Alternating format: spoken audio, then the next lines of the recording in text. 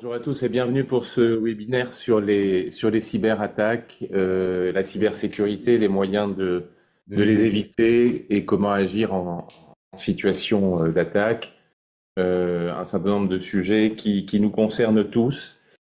Pour participer et vous informer sur ce webinaire dont le format, je vous le rappelle, est de vous faire une présentation relativement succincte, donc sur une première demi-heure, laissant la part ensuite à vos questions-réponses que vous pouvez poser en utilisant le module Q et R, questions-réponses que vous avez en bas de votre écran.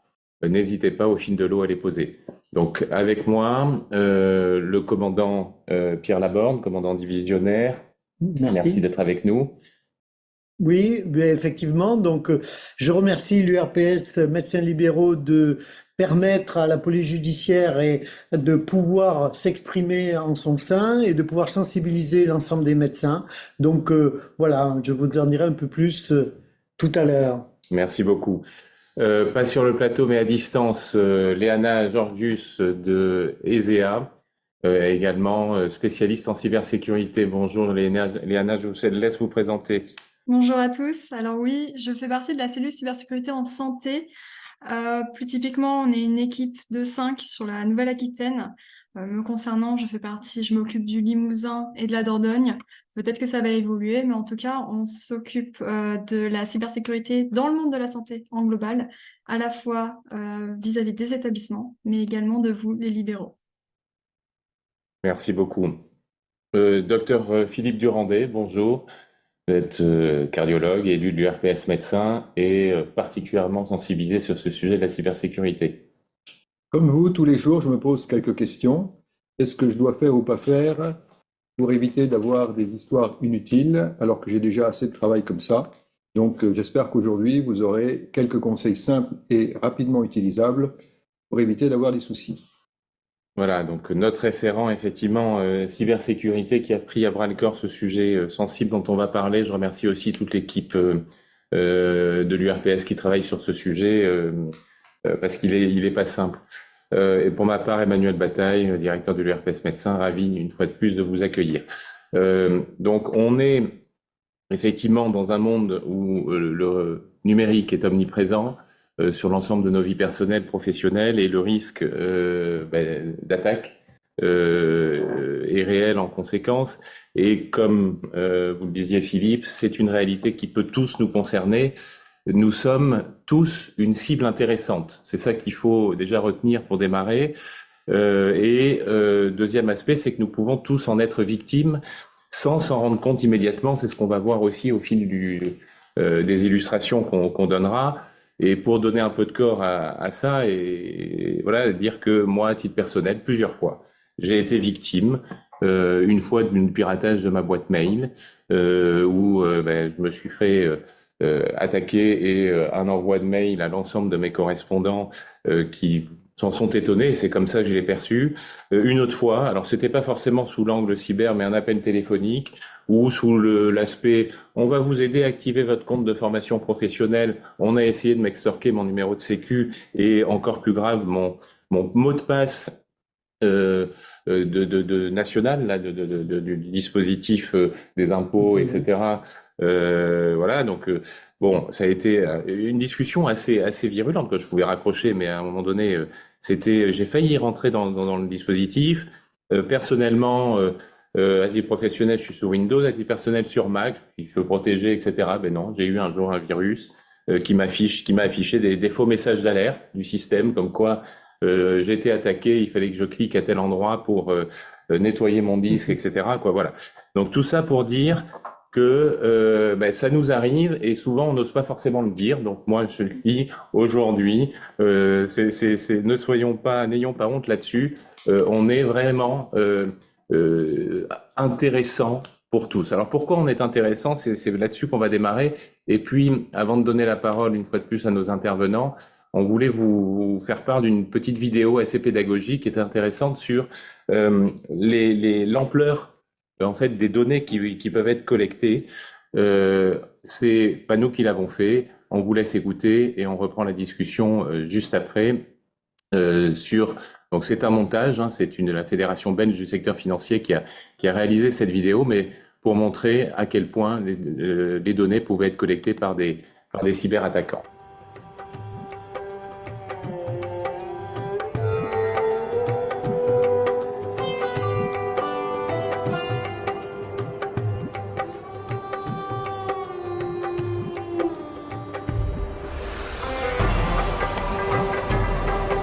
Dag Fien. Dus keer doen. Ik zie een school tegen Antwerpen. Ja, Insecten. dat blieft? Ik voel 2 insecten op je rug. Kan dat? Ja, vlinders. Slovenië? Zo, hè. Een moto. Oranje. Pas erop. Zenit. Oui, oui, bien. Je hebt een vriendin. Julie de... Ja. Een boeiend liefdesleven. 3, 4 zelfs. Die vierde, daar zwijg ik meestal over, dus dat weten niet veel mensen. Hoe is het met je spierscheur? Une maison rouge, balcon blanc. Ja.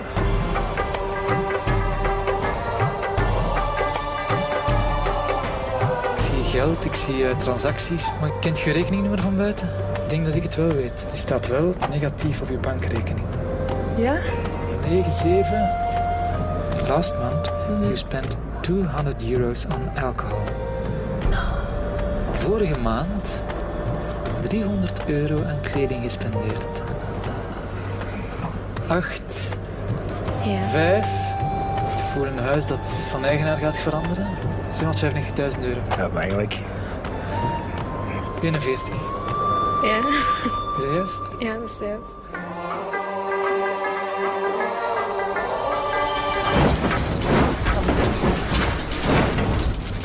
Oh my god. Oh nee. Ah, dat is, ik weet niet hoe eng.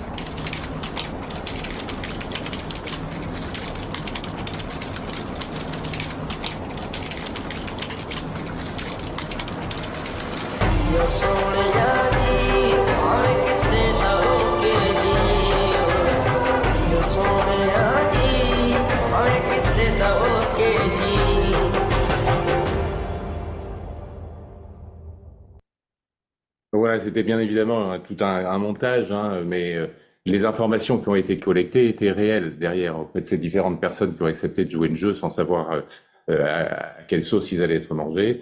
On est véritablement ça, entre toutes les données qu'on publie un peu partout sur les réseaux sociaux, sur les sites auxquels on contribue, les sites marchands, etc. Et donc, une fois de plus, c'est cette collecte d'informations. Donc, on a derrière toute une organisation en fait criminelle, commandant. Qui sont-ils? Comment sont-ils organisés? Est-ce que vous pouvez nous en dire un peu plus? Oui, eh bien, écoutez, votre sujet précédent là, vient bien d'expliquer un petit peu la possibilité qu'ont les hackers de pouvoir trouver les éléments que nous portons chacun, tant au point de vue santé, tant au point de vue de les comptabilités, en fait, notre niveau de vie. En fait, aujourd'hui, la criminalité, elle est véritablement différente de celle qu'il y a une vingtaine d'années. Aujourd'hui, la criminalité, elle est présente sur notre territoire au sens numérique du terme, mais elle n'est pas systématiquement présente physiquement, parce que elle est présente au niveau européen, au niveau mondial, et il y a eu une évolution très importante au cours des dernières années, où on pouvait constater une criminalité de proximité, alors qu'aujourd'hui, c'est une délinquance en groupe criminel organisé. En fait, les criminels, ils se sont construits des schémas d'implantation grâce au numérique. Et aujourd'hui, il y a effectivement dans des pays d'Europe ou bien dans des pays d'Afrique ou bien aux États-Unis ou bien dans des pays du Proche ou Moyen-Orient, des personnes qui agissent, qui ont des capacités de monter des schémas d'attaque et qui viennent dans notre intimité, effectivement, récolter toutes les données pour pouvoir en faire quelque chose. Bien souvent, c'est une histoire, effectivement, financière. Donc, je vais vous décrire, vous avez compris, aujourd'hui, ça s'est mondialisé. Donc, et je vais vous décrire maintenant comment, effectivement, les criminels agissent. En fait, les criminels ont choisi ce type de criminalité parce que ça rapporte bien plus Aujourd'hui, on a pu le constater qu'une criminalité, si je puis dire, classique liée à la drogue ou aux attaques à main armée. Aujourd'hui, les cybercriminels, ils se répartissent en 3 grands groupes. En fait, ils ont mis en œuvre la fameuse doctrine de Taylor, c'est-à-dire la division du travail. Il y a effectivement ceux qui sont les concepteurs de malware. Ce sont des ingénieurs qui ont choisi le mauvais côté de leur engagement professionnel et moral. Et eux, ce sont des programmateurs qui construisent des schémas d'attaque et qui font en sorte que les logiciels ou autres soient auscultés. Ils construisent effectivement des virus, des chevaux de Troie, et pour ensuite, après, aller les revendre sur le darknet. Ce ne sont pas eux qui nous attaquent, parce que nous sommes tous concernés, comme il vient d'être dit. En fait, eux, ce sont les ingénieurs, véritablement, qui ont voué leur activité à chercher dans les logiciels existants, à chercher de la manière dont ils peuvent fabriquer des virus. Et malheureusement, aujourd'hui, il y a ces possibilités-là. Donc ces gens-là, eux, ce sont ce qu'on appelle, nous, le haut du spectre, qui sont malgré tout difficiles à atteindre parce qu'ils ne passent jamais en situation d'attaque. Eux, ils revendent leur système d'attaque à ce qu'on appelle les ouvreurs de porte. C'est-à-dire qu'après, il y a un partage des gains entre eux, bien entendu. Les ouvreurs de porte, eux, avec des algorithmes, ils envoient des millions de mails pour pouvoir chercher les éléments dans des sociétés, chez les particuliers, dans des cabinets de médecins, bien entendu, pour pouvoir piéger et pour pouvoir accéder au réseau. Ces gens-là, ce sont des gens qui sont capacités à envoyer des millions de mails pour pouvoir chercher là où ils peuvent compromettre le travail. Mais ensuite, ceux-là, ce ne sont pas systématiquement ceux-là qui attaquent. Il se peut parfois, parce que il y a quand même des perméabilités entre les différents courants d'activités, d'activistes, mais bien souvent, ces gens-là, eux-mêmes, quand ils ont découvert des capacités d'attaque pour mettre en place des rançongiciels, etc., ils revendent eux aussi le système, ce qu'on appelle les exploiteurs.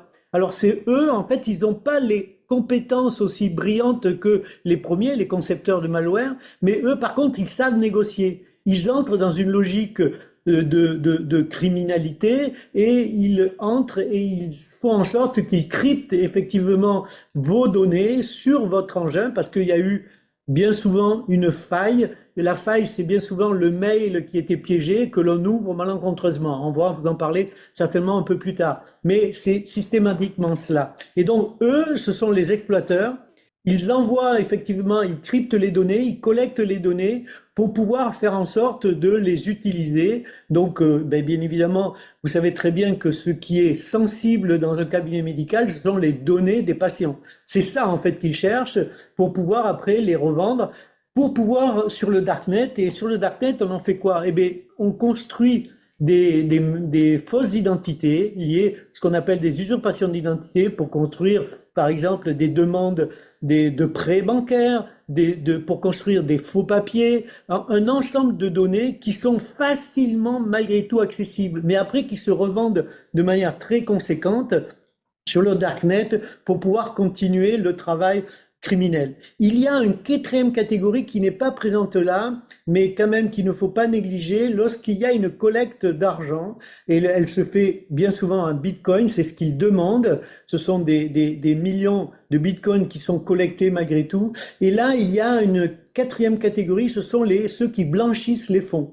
Et véritablement, alors au niveau policier, effectivement, on prend tout le monde on essaie de remonter toutes les filières, mais la filière aussi pécuniaire, si je puis dire, la filière financière est très importante parce que ces gens-là, ils font en sorte que l'argent récolté de manière illégale, il réapparaisse sur le marché mondial des finances. Donc là aussi, on a un travail à faire au niveau des services financiers pour identifier, interpeller et présenter à la justice ces divers criminels. Donc, simplement, vous avez devant vous ce à quoi nous avons affaire. Parce que nous parlons de cybersécurité, mais en fait, pour accéder à cela, il faut parler aussi de cybercriminalité. Qui sont-ils? Comment fonctionnent-ils? Nous les avons en face de vous. Alors, je puis vous dire qu'il faut être très vigilants dans la mesure où ces gens-là ont une capacité d'analyse en termes d'individus, en termes de jeu émotionnel.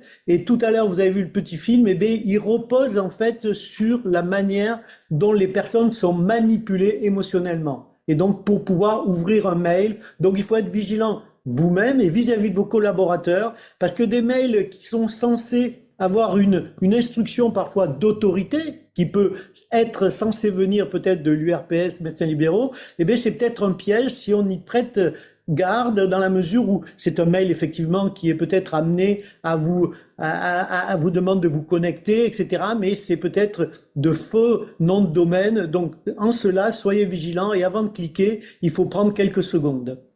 Merci beaucoup. Donc pour récapituler, c'est une véritable industrie, chacun a son business, Oui. et pour reprendre cet exemple de l'ouvreur de porte, c'est pas lui forcément qui va récupérer les données et demander la rançon, d'où ce qu'on disait tout à l'heure, ben lui en fait il va installer soit Les logiciels malveillants. voilà, le logiciel malveillant ou il aura capté par un clic qu'on aura fait nos Tout à données.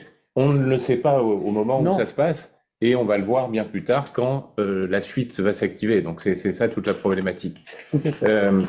Donc les données là-dedans qui une fois de plus sont recherchées parce qu'elles se revendent, elles ont vraiment une valeur marchande. Et donc effectivement les données de santé particulièrement, vous l'avez évoqué, on va revoir ça avec Léana. Donc les structures médicales et les médecins sont là encore particulièrement ciblés. Parce que on sait la sensibilité des patients en termes de confidentialité, parce que c'est des données, comme vous le disiez, qui peuvent être réutilisées pour de fausses identités, ou parce que, une fois de plus, elles ont de la valeur. C'est ce qu'on appelle un peu les données éternelles, Léana Durgus. Oui, complètement. Justement, les libéraux, les professionnels de santé sont amenés à collecter énormément de données qu'on appelle éternelles. Elles sont confiées par les patients, on les appelle éternelles. Vous avez un petit peu sous les yeux un exemple, mais tout ce qu'on retrouve finalement sur une carte d'identité, finalement, c'est des données qui vont avoir un aspect officiel. On va prouver votre identité via ces données-là. Donc, on retrouve le nom, on retrouve la date de naissance, lieu de naissance. Ça vous parle, je pense, par rapport aux traits d'identité qu'on vous demande aujourd'hui par rapport à l'identité-vigilance, par exemple. C'est très important parce que ça va permettre, comme l'a très bien expliqué avant Monsieur Laborde, on peut se faire passer pour des individus avec toutes ces données-là. On peut bien entendu les revendre, on peut faire plein de choses. Là où je voulais aussi rajouter, on parle des patients parce qu'en fait, ils vous confient. Vous êtes responsable des données qui ne vous appartiennent pas. Au-delà de ça, vous êtes aussi concerné vis-à-vis de vos informations à vous. Parce que vous êtes nombreux, il y a énormément de professionnels de santé, fort heureusement. Et donc, ça amplifie finalement, tout à l'heure, il expliquait que dorénavant, la tendance, c'est de acheter et de vendre en masse. Typiquement, en gros, avoir énormément de données. Et si justement on vous cible, on attaque les professionnels de santé, que ce soit dans le libéral ou dans les hôpitaux, justement, là, on a moyen, aujourd'hui, malheureusement, on a moyen de pouvoir récupérer énormément de données. On les récupère aujourd'hui plus facilement via les technologies. Là, on avait un exemple, les logiciels métiers. C'est la même responsabilité vis-à-vis des papiers. On n'oublie pas, mais même quand vous photocopiez, vous enregistrez, vous pouvez les garder documents. À l'époque, disons qu'on pouvait venir vous les voler physiquement. Aujourd'hui, c'est un petit peu plus subtil parce qu'on ne voit pas quand on vous les vole, les données, ou sinon parce que ça s'est fait d'une manière, vous avez même transmis vous-même les données, c'était l'exemple du mail qu'il donnait avant, soit vous avez un problème, vous ne pouvez plus accéder à la donnée, et là, potentiellement, vous n'avez plus accès, vous voyez qu'il y a un souci. Mais des fois, vous ne pourrez même pas le savoir.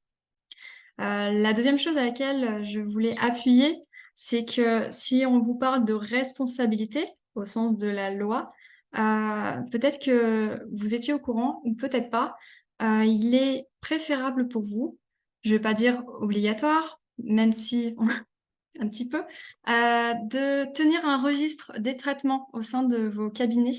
Alors, un registre des traitements, c'est un document où vous allez pouvoir renseigner l'ensemble des données qui circulent, les noms, les prénoms, les personnes avec qui vous travaillez, les prestataires, les éditeurs, tout le monde est renseigné pour que vous puissiez si si le moment venu, vous devez prouver vous devez prouver auprès de la CNIL, pardon, j'ai pas précisé, vous deviez prouver que vous étiez finalement conforme aux exigences et que vous prouviez également que vous aviez mis un niveau de sécurité dans votre cabinet pour justement préserver, protéger ces informations, ces données.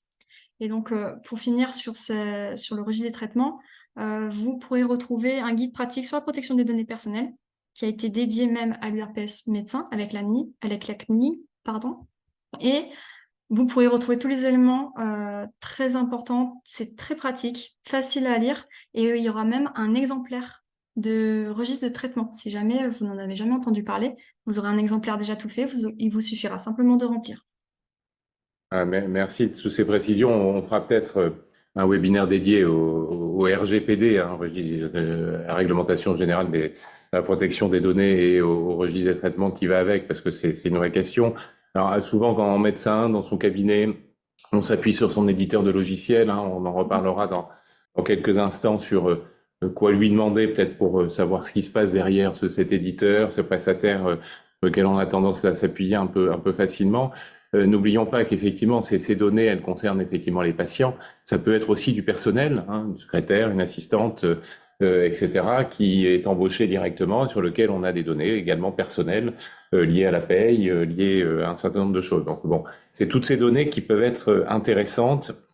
Et là encore, n'oublions pas que, on l'a pas dit tout à l'heure, ces ouvreurs de portes, on a dit que c'était des individus, mais en fait, ils fabriquent souvent des robots. Tout à fait, des bonnets, oui. Voilà. Qui relaient, ce sont des millions de données d'envoi qui sont effectivement de par le monde, qui sont envoyés, qui sont adaptés, parce que effectivement les hackers ont une capacité d'innovation, je peux vous assurer, qui est absolument incommensurable. Donc face à cela, il faut en permanence s'adapter, nous aussi, et vous aussi.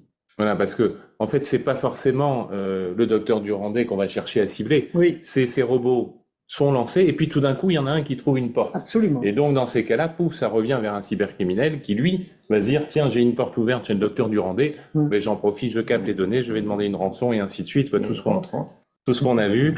Et on a là encore des exemples concrets, hein.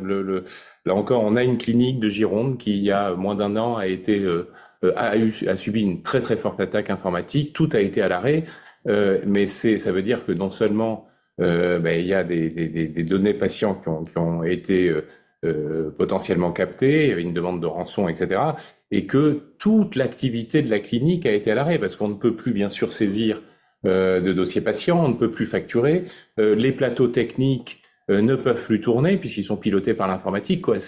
On est véritablement dans un arrêt complet de l'activité. Et c'est assez large. Et autre exemple qui nous est remonté par des confrères, voilà, un cabinet pareil sur une métropole, un petit cabinet de 3 médecins généralistes. On dit bon, on va pas intéresser grand monde, mais si. Demande de rançon, effectivement, données bloquées sur le logiciel, etc. Donc ayons conscience qu'une fois de plus, vous intéressez, même si l'objectif, c'est pas de faire peur non plus, mais voilà, de bien sensibiliser à ces aspects-là. Alors, justement, comment on se protège? C'est un peu là-dessus qu'on va avancer. Léana, vous nous avez préparé quelques questions. En fait, on va jouer avec une interaction avec vous, par auditeurs qui êtes parmi nous, pour vous sonder un petit peu. Donc déjà, il y avait, je vous laisse intervenir, Léana, sur les sondages. Oui, voilà. Comme ils l'ont dit, c'est très opportuniste et justement, je souhaitais aborder le sujet comme ils l'ont très bien fait les collègues bien avant, d'aborder le sujet du mail. C'est très important, vous allez nous entendre répéter souvent, mais c'est la porte d'entrée principale. C'est une tentative de manipulation très courante. Et donc là, pour ceux qui peuvent regarder l'écran, je vous laisse un petit temps pour lire. C'est un exemple de mail.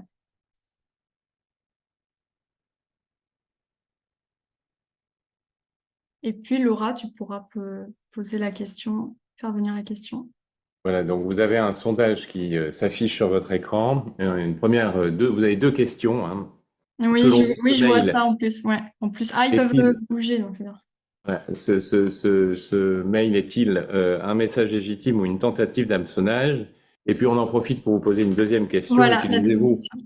voilà, le même ordinateur pour vos usages personnels et professionnels? Donc une fois de Ordinateur plus, ou hein. téléphone portable? Est-ce que ouais, Oui, vous voilà, utilisez le même très matériel? merci Léana de la précision, effectivement.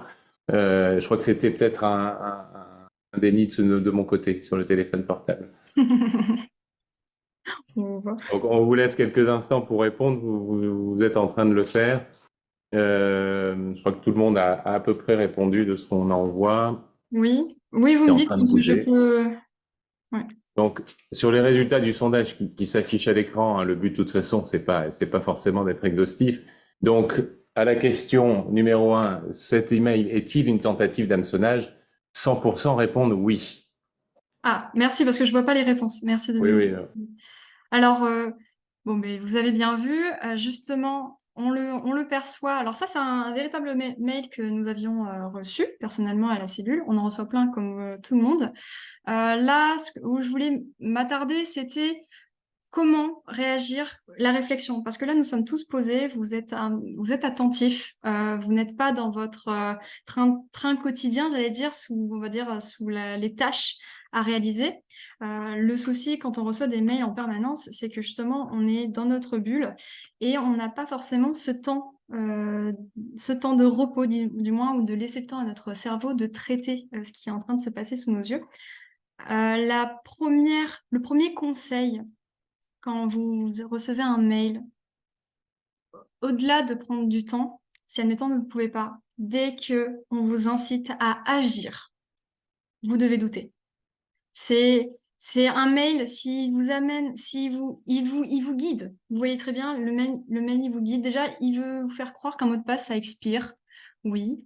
Il vous dit de cliquer et de continuer si vous voulez garder votre mot de passe actuel. On vous dit qu'en fait, en agissant, vous allez pouvoir résoudre l'affaire, aussi simplement que ça. Et là, vous ne pourrez pas voir, quand on va sur le lien, ça nous amène à une page que vous connaîtrez. Là, pour l'exemple, c'était Zimbra. C'est une messagerie. Vous allez pouvoir rentrer finalement vos coordonnées et votre mot de passe pour pouvoir le préserver.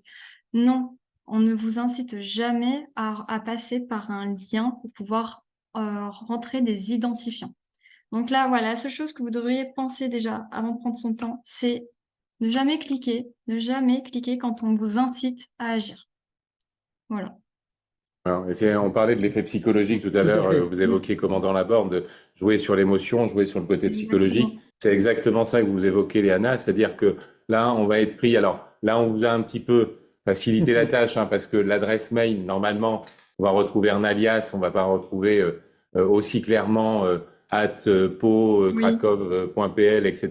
Bon, le but n'était pas de toute façon de vous piéger, c'était de passer des bons messages. Mais effectivement, le message important. Vous avez voilà, dans la précipitation, c'est là-dessus qui joue les mails innombrables qu'on reçoit.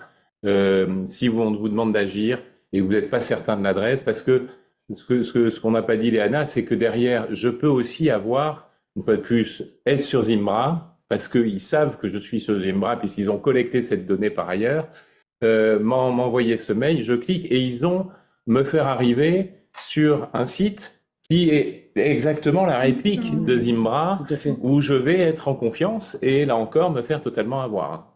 Donc voilà, c'est ces éléments, donc bien vérifier tout ça, prendre le temps, c'est la règle numéro 1. Oui, c'est cela. Et la règle numéro 2, pour le cas, je rebondis, si vous voyez que c'est Zimbra, c'est ce que vous utilisez, pour ce type d'exemple, vous contactez les personnes avec qui souvent vous demandez pourquoi ça fonctionne plus, ces choses-là.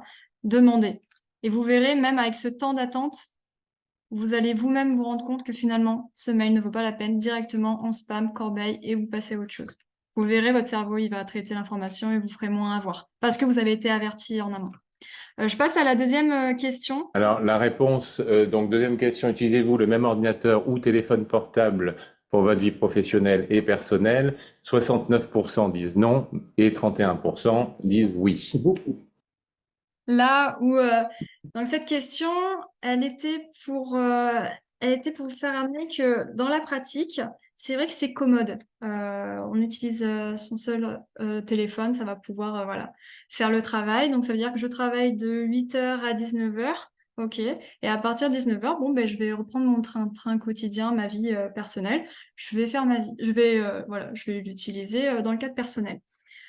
En fait, là où je voulais appuyer, c'est que même si vous pensez bien différencier vos usages, bien, le jour où malencontreusement votre matériel, ordinateur ou téléphone, se fait infecter par un virus, par exemple, eh bien, lui, il va pas faire la distinction. Il va aller récupérer tout ce dont il a besoin, tout ce qu'il peut finalement utiliser et avoir un profit avec.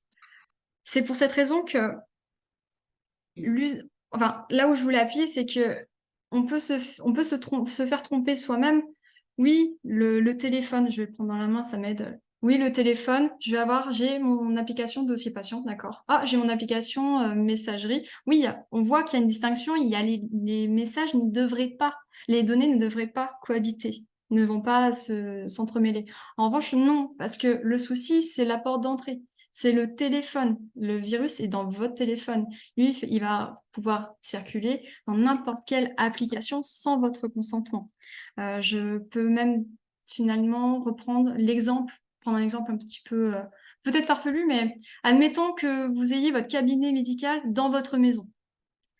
Bah, c'est comme si un cambrioleur arrivait à s'introduire dans votre maison. Eh bien, il peut voler tout votre travail et il pourra voler tous vos biens personnels à qui vous tenez en une seule fois. C'est la même chose, il passera par la même porte, mais il ira chercher dans n'importe quelle pièce, dont le cabinet. C'est un petit peu farfelu, je ne sais pas si c'est dans votre pratique. Non, mais Mais c'est l'image. ça illustre bien et autre aspect hein, pour notamment les spécialistes qui travaillent dans leur cabinet, mais aussi sur un plateau technique et qui, à partir de leur téléphone, accèdent au logiciel patient de la clinique. Je veux dire, c'est au-delà de la diffusion dans son propre écosystème personnel et professionnel de cabinet, c'est répandre effectivement la capacité de dispersion en fait de ce virus. C'est une porte d'entrée qui peut être largement utilisée. On va avancer parce que l'heure tourne. On a une deuxième sondage à vous soumettre. Vous voyez apparaître à l'écran. Sur là encore 2 questions. C'est quoi une méthode d'authentification forte? Donc, est-ce que c'est une méthode? Voilà, vous avez les questions qui s'affichent. Prenez le temps de les lire et d'y répondre. Et puis ensuite, une deuxième question sur un mot de passe. Lequel des deux est le plus sécurisé? Lequel des deux est le meilleur? On vous laisse doucement répondre. On vous sollicite un petit peu aujourd'hui, mais là encore, c'est pour avoir une logique de sensibilisation. Hein. Là encore, vous inquiétez pas, tout est anonyme. On ne trace rien, mais c'est pour justement vous faire réfléchir en même temps qu'on parle. Donc, c'est en train de se renseigner. Les pourcentages bougent un petit peu en fonction des réponses qui sont en train d'être collectées en temps réel.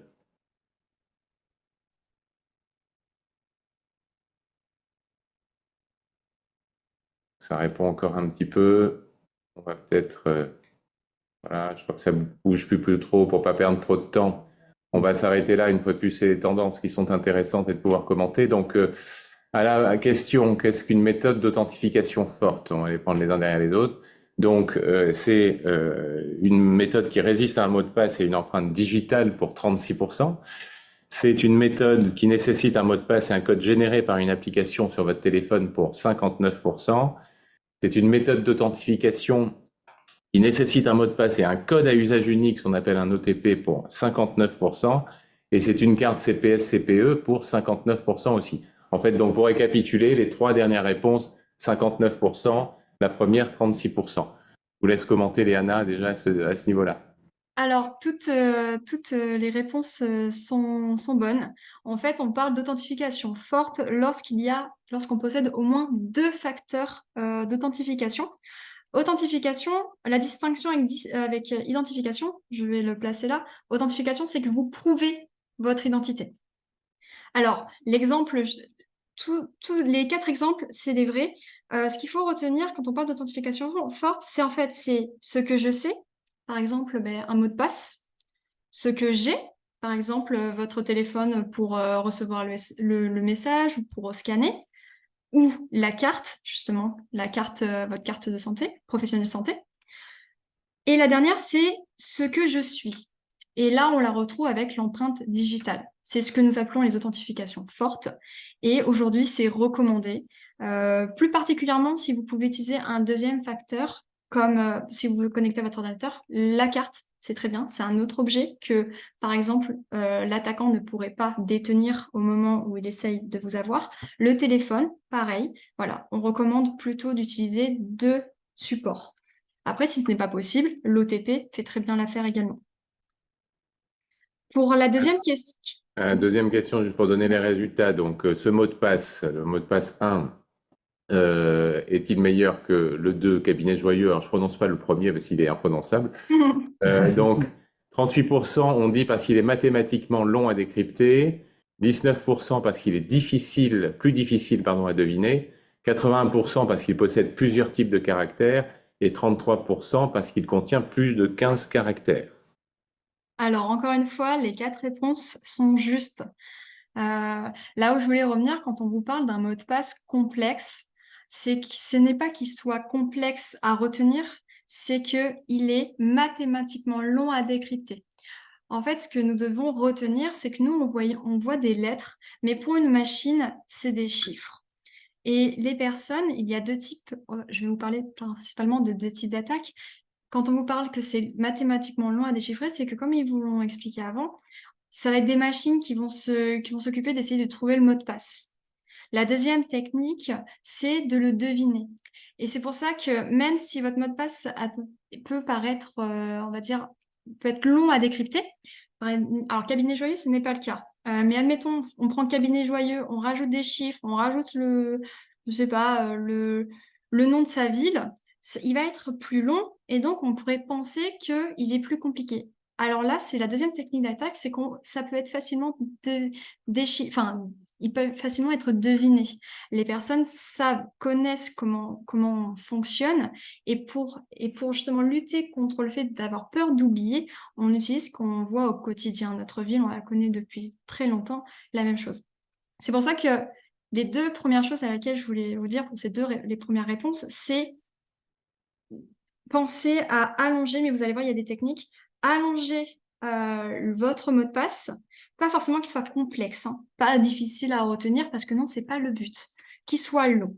La deuxième chose, que ça n'a pas de rapport avec votre vie, qu'on pourrait deviner, pas votre travail, pas votre vie personnelle. Quand je parle de vie personnelle, le nom de son chat, le nom de ses enfants, sa date de naissance, toutes ces choses-là, on évite, parce qu'ils vont pouvoir trouver l'information. Pour les 2 autres, parce qu'ils possèdent plusieurs types de caractères. Pareil, ça rejoint le fait qu'il va être plus compliqué. Par exemple, si on n'utilise que des lettres, même en minuscules et majuscules, c'est que les lettres de l'alphabet, il y en a 26. Ça va être un peu plus rapide. Vous rajoutez des nombres. Je ne sais plus, je crois que si on rajoute de 0 à 9, je crois que ça monte à 30, je crois que ça monte à 36. Bon, on augmente en fait la recherche, les combinaisons possibles. C'est pour ça qu'on vous incite à utiliser plusieurs caractères parce que ça va augmenter voilà, les combinaisons. Et le dernier, parce qu'il contient plus de 15 caractères, aujourd'hui, comme les technologies évoluent, ils sont de plus en plus performants. 15 caractères, voilà, vous commencez à avoir un mot de passe robuste, comme on le dit dans le milieu. Là-dessus, où je vais rajouter, je prends un peu plus de temps, mais parce que le mot de passe est primordial, un peu comme faire attention pour les mails. Je vais vous partager avec vous 2 astuces pour faire un mot de passe long. Parce qu'en fait, le problème, c'est pas notre mémoire. On retient énormément de choses, on fait que d'apprendre. Donc, c'est pas la mémoire le souci. Le souci, c'est la fréquence d'usage d'un mot de passe. On a plus peur finalement d'oublier des mots de passe quand on les utilise rarement. C'est surtout ceux du quotidien, vous allez voir, il peut être complexe, vous allez le faire parce que c'est une habitude. Pour les mots de passe qui sont plus rares, et l'astuce même pour votre quotidien, pour les mots de passe, pour qu'ils soient longs, prenez des phrases, des citations, des expressions qui vous conviennent. Celles-ci, on ne pourra pas les deviner, on n'est pas dans votre tête. Je ne sais pas, Pierre qui roule, n'amasse pas mousse, je ne sais pas. Plein d'expressions qui peuvent vous représenter. Ça fera une longue phrase et plus facile de mémorisation. Refaites des phrases. La deuxième chose, deuxième astuce, je voulais dire, il existe des coffres-forts numériques dans lesquels vous pourrez rentrer énormément de mots de passe si vous ne voulez pas tous à chaque fois les créer. C'est le moyen le plus sécure aujourd'hui que nous avons pour pouvoir avoir énormément de mots de passe qui soient tous différents et finalement, en fin de compte, en retenir qu'un seul, qui, je le souhaite, sera robuste comme on l'entend et vous permettra finalement de travailler sans vous soucier, du moins de cette complication, pardon, vis-à-vis de la création de mots de passe et de la mémorisation. Alors, vous aurez dans les liens utiles à la fin du document qu'on vous transmet, bien évidemment, comme toujours, des noms justement de coffres-forts qui sont labellisés par l'ANSSI, la structure nationale de sécurité des systèmes d'information, l'agence nationale. Voilà, donc vous avez le choix. Alors c'est un petit coût, hein, généralement, on va voir nous si on peut négocier au niveau des médecins à quelque chose, mais bon, vous avez le choix entre payer quelques euros par mois ou demain dès l'aube, à l'heure où blanchit la campagne, je partirai, qui peut être effectivement un mot de passe assez utile. On leur tourne énormément. Une troisième question, on va aller un peu plus vite. Elle s'affiche sur, là encore, votre matériel et vos prestataires. Donc votre ordinateur, est-ce que vous connaissez le plan de sauvegarde de votre cabinet? Donc déjà, je suppose qu'on parle peut-être chinois pour la moitié d'entre vous. C'est le but aussi. Donc oui, non, c'est mon prestataire qui s'en occupe. Et puis deuxième question, est-il important de maintenir vos logiciels à jour? Pourquoi, pardon, pas est-il? Pourquoi? Est-ce que c'est pour améliorer les performances, pour corriger les vulnérabilités ou augmenter la capacité de stockage de votre ordinateur? Je vous laisse quelques secondes. Une fois de plus, il nous reste plus beaucoup de temps. Les réponses sont arrivées. Je vais les donner sur la première. Donc, connaissez-vous le plan de sauvegarde de votre cabinet? 46% disent non. 29% disent oui et 25% c'est mon prestataire qui s'en occupe. Donc voilà. Le sujet à laquelle je voulais aborder par rapport au plan de sauvegarde, oui, ça fait un peu grossier, plan de sauvegarde. Là, c'était simplement pour vous faire entendre que il ne faut pas, si c'est vous qui vous en occupez, très bien.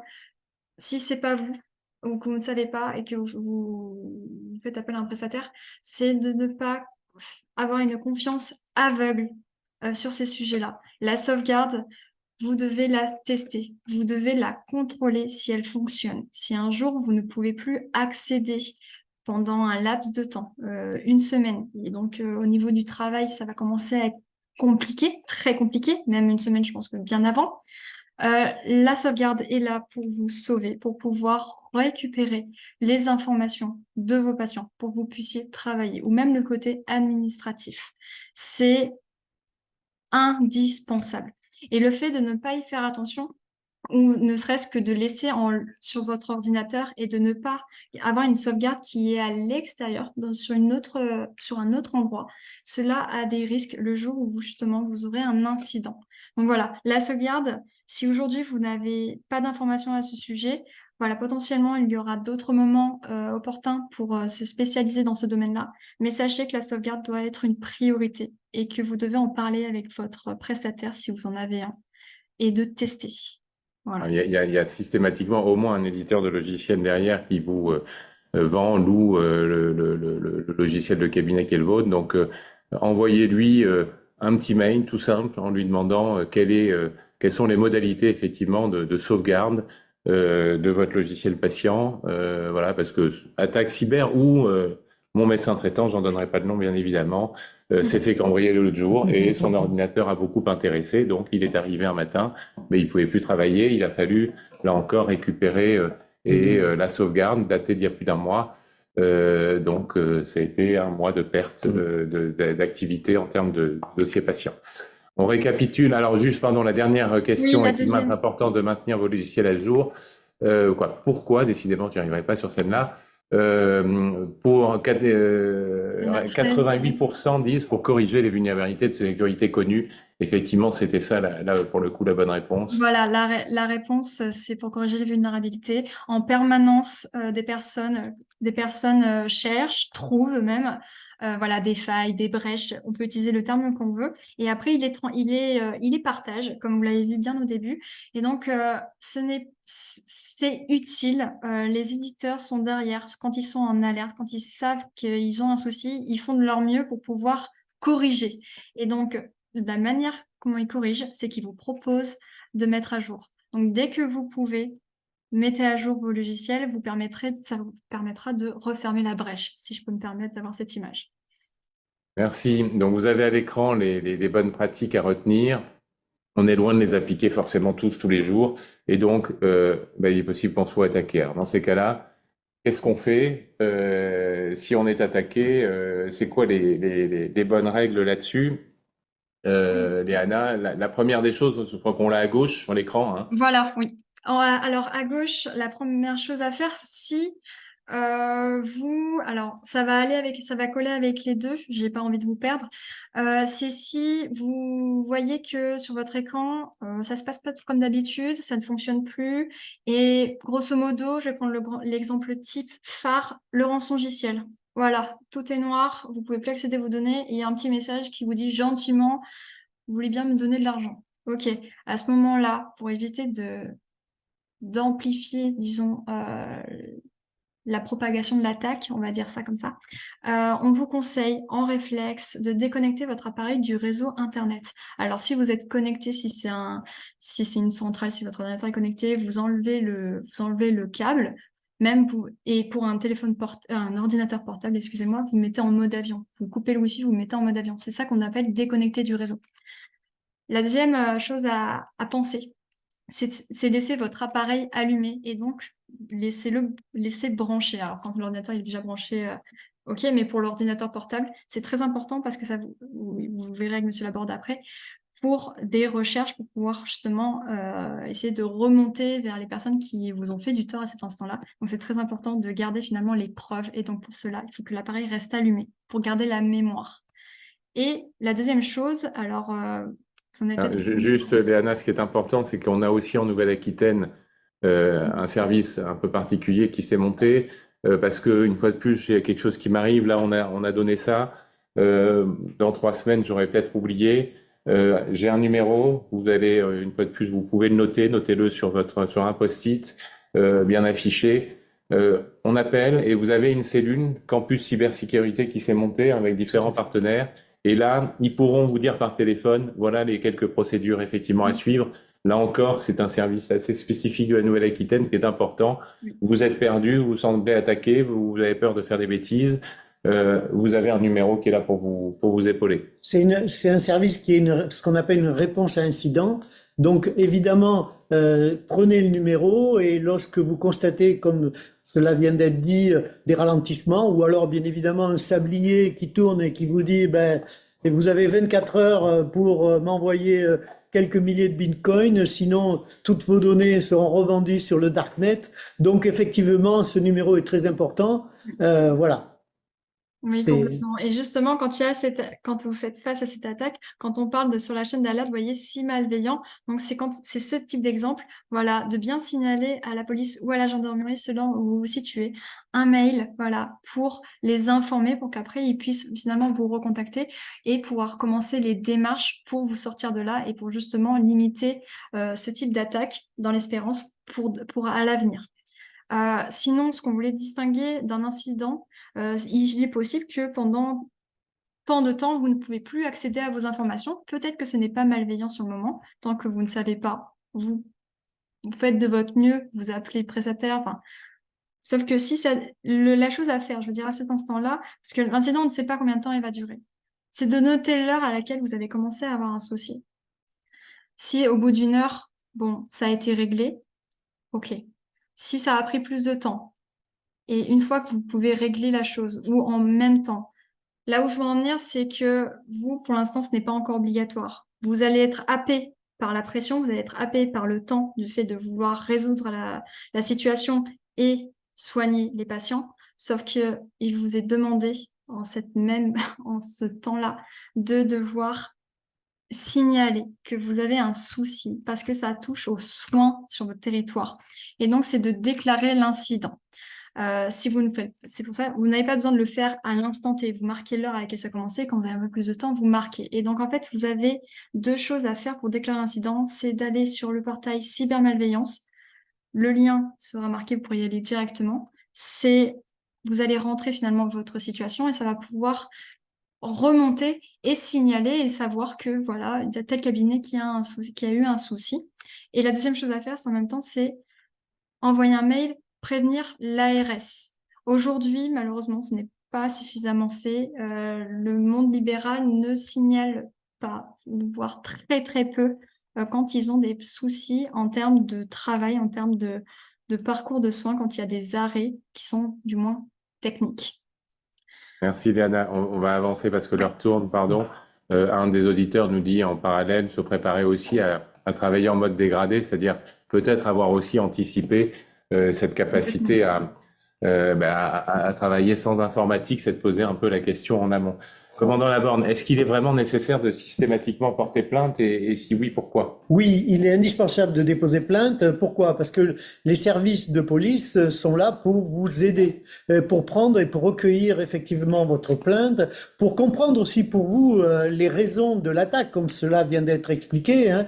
Et ça permet aussi aux services de police, et notamment à ceux qui sont spécialisés sur la cybercriminalité, de connaître les divers types d'attaques. Nous collectons aussi de manière régulière la manière pour pouvoir y apporter une réponse assez rapide. Ça permet aussi aux victimes, et parfois ça nous est arrivé ici à Bordeaux, lorsque les victimes ont envoyé des fonds malencontreusement, ce qu'il ne faut jamais faire, parce qu'on pourrait effectivement avoir la tentation de dire on va envoyer 2000 bitcoins ou moins ou plus et on va récupérer vos données. Alors sachez que les cybercriminels, certains sont bons et certains sont pas bons du tout. C'est-à-dire qu'ils sont capables de crypter vos données, mais après, ils captent vos données, mais ils sont incapables de vous les restituer parce qu'ils n'ont plus les clés de déchiffrement. Donc, en clair, vous êtes 2 fois victime, vous donnez de l'argent et en plus, vous récupérez pas vos données. Et si vous payez, sachez que vous êtes un très, très bon client.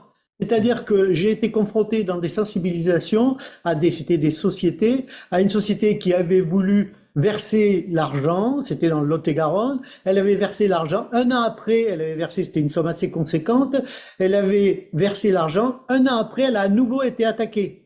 Et là, ils ont dit, non, on ne verse plus l'argent, mais c'était de très bons clients. Sachez aussi que les personnes qui versent l'argent, et leur adresse, leurs moyens d'attaque sont diffusés sur le darknet, sont revendus. En fait, il y a tout un business derrière sur effectivement les capacités d'attaque. Donc en clair, il faut déposer plainte. Vous avez vu tout à l'heure l'adresse cybermenace-bordeaux@intérieur.gouv.fr. Il s'agit d'une adresse qui est collectée et qui est visée 24 heures sur 24 tout au long de l'année. Vous avez aussi la capacité d'aller sur masécuritéintérieure.gouv.fr, qui est véritablement un lieu aujourd'hui où l'application est très bien faite, elle guide les personnes pour pouvoir effectivement déposer plainte. Il y a aussi la capacité de faire une pré-plainte en ligne.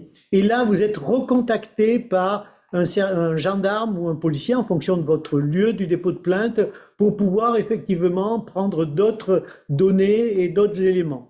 Moi, simplement, je voudrais simplement rajouter qu'il vous a été finalement prodigué énormément de conseils, des conseils techniques qui sont indispensables et qui permettent effectivement d'élever votre niveau de sécurité au niveau du numérique. Mais il y a aussi une donnée qui est la donnée psychologique. Parce qu'il y a un terme qui est très utilisé et mis en œuvre par les cybercriminels, c'est l'ingénierie sociale. L'ingénierie sociale, c'est finalement un processus de manipulation mentale.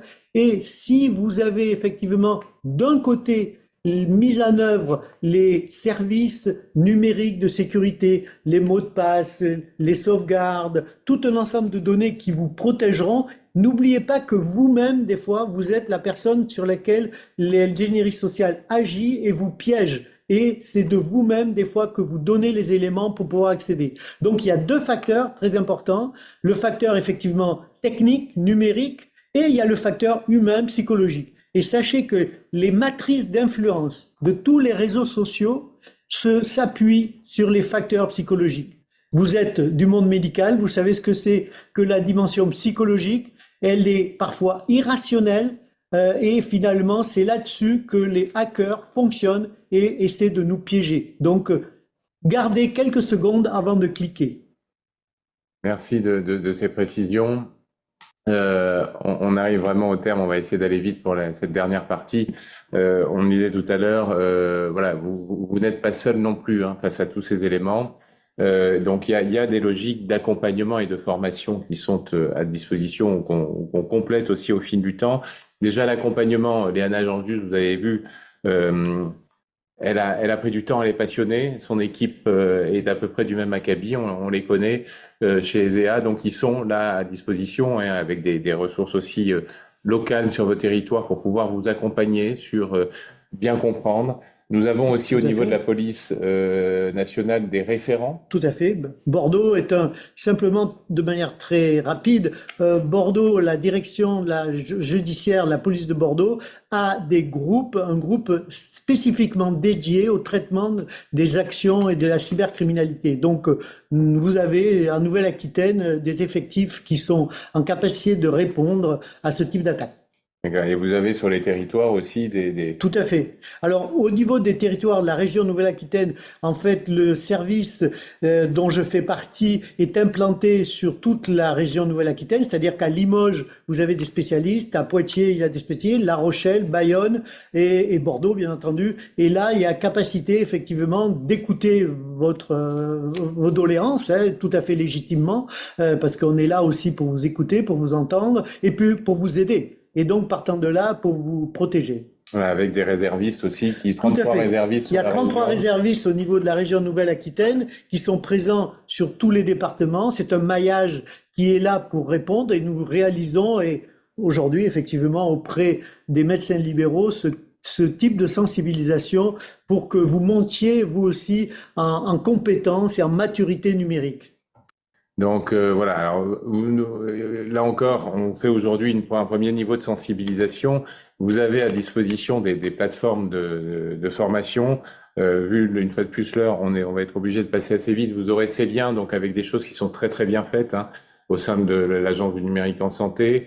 Là, voilà, qui aborde un peu l'ensemble des sujets avec une connotation santé, c'est ça qui est aussi important de ces aspects de cybersécurité, donc une approche assez globale. On évoquait l'Agence nationale de la sécurité des systèmes d'information qui là aussi a un espace d'auto-formation, ce qu'on appelle un MOOC, qui pose un peu toutes les bases, là pas forcément dans le monde de la santé, hein, loin de là, mais sur la cybersécurité. Chez ESEA, donc la plateforme ELEA, qui là encore est en mesure de vous donner un certain nombre d'informations sur les bonnes pratiques, sur ce qui se pratique en termes de cybercriminalité. Voilà. Et là encore, nous avançons nous aussi de notre côté pour ce contenu, ne surtout pas chercher à le refaire. Il y a des choses très bien, mais essayer de les agréger, Philippe Durandet, sur une plateforme qui est un peu plus personnalisée, médecin libéral. Alors, en deux mots, sur le conseil d'ISEA, on a choisi de travailler avec la société donc Concio, qui est spécialiste de la formation à distance, pour établir de courtes visio interactives, des vidéos interactives, spécialisées pour le milieu médical libéral. Il s'agit de différents modules que vous verrez apparaître progressivement, et ça débutera 2024, et on vous tiendra au courant. Et pour le moment, donc, retenez qu'on travaille là-dessus et que la Nouvelle-Aquitaine est, semble-t-il, précurseur dans ce domaine pour le milieu libéral, car c'est surtout sur le milieu hospitalier que sont centrées actuellement les formations médicales. Voilà, donc avec des logiques de petites vidéos très interactives, hein, vous choisissez, une fois de plus, c'est pas un parcours imposé en fonction de ce qui vous intéresse. Voilà, pour s'informer, sensibiliser, récapituler un petit peu, là encore, ces bonnes pratiques, les questions qu'on peut se poser. Voilà, et on va vous envoyer justement un mail prochainement, donc le service devrait ouvrir début 2024, vous recevrez un mail de notre part qui vous permettra d'aller assez facilement d'un clic à partir de ce mail vers la plateforme. Prenez le temps de réfléchir quand même, comme on l'a dit tout à l'heure. Derniers éléments, justement, pour ceux que ça intéresserait, une fois de plus, il y a toutes les actions de l'Union, nous, qu'on fait, Philippe, pour informer, sensibiliser. On va continuer effectivement à vous envoyer régulièrement dans des newsletters ou là encore avec notre journal papier, des flyers ou des petites fiches très pratiques pour que vous ayez ça à disposition. Ceux que ça intéresserait, venir alimenter aussi les ambassadeurs cybersécurité coordonnés par ESEA. Alors pour finir à 14h, comme promis, Donc, nous travaillons donc avec ISEA, merci Léana, avec la police nationale, merci commandant, et aussi donc avec Concio. Vous allez avoir différents modules.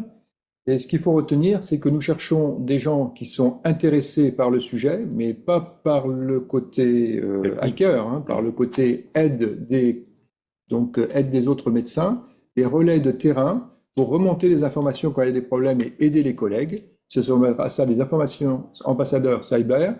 Ils seront formés par ISEA avec des formations continues, et nous cherchons donc des volontaires.